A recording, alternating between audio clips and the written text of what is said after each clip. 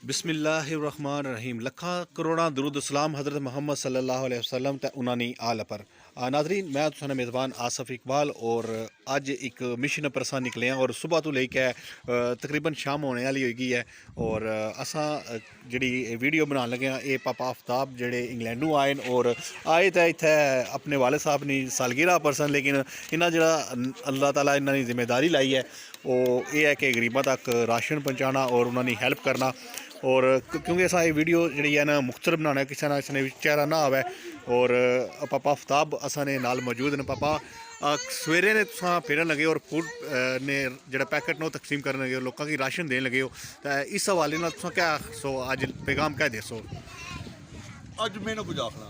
अच्छा, अज वीडियो तकी तकी गिनो, अज कुछ ना आखना। जे दिल मन्ने ही ना तो दे जाए, असा ये जो और कर असा दिल ना मन्ने तो आपकी मर्जी है। तुसा तकी गिनो मैं कारण ये पूरी आबादी है, ठीक है, जिथे अस आए हाँ और इन्होंने लोगों की जरा राशन तकसीम करन लगे हैं।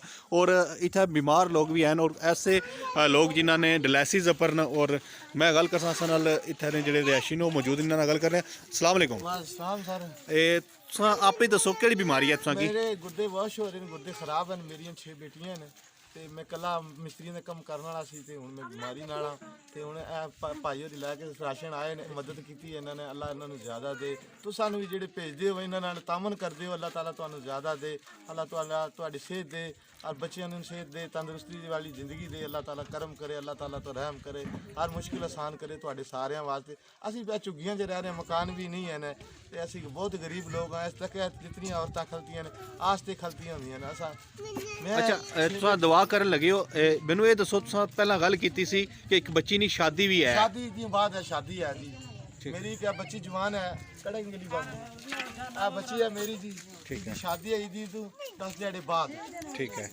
इस दे वास्ते कुछ मेरे भैन भराओ जितने यूके च बाहर रहो, जितने भी सारे कोई हेल्प करो मेरी गरीब बंदे की मेहरबानी, इन्हें पाई और तामन करो तो मेरी बच्ची का चलो कोई चंगी माड़ी शादी हो जाए तो चलो अपने घर दी हो जाए जी, पर्दा खुल जाता है धी भैन का, और क्या है जी, मेहरबानी अल्लाह ताला करम करे तो रहम करे, ज़्यादा दे अल्लाह ताला सारियां नस्लां नूं अल्लाह ताला बाद रखे। बिल्कुल, ये दुआवां सारियां जिथे पापा आफ्ताब वास्ते न उत्थे उन्हां लोकां वास्ते दुआवां जिन्हां लोकां इन्हां ने घर राशन दिता। बच्चे तुसा तको कि बच्चे इत्थे खेडन लगे न, जेह्ड़ा असां राशन अन्नी कह दिता हुआ।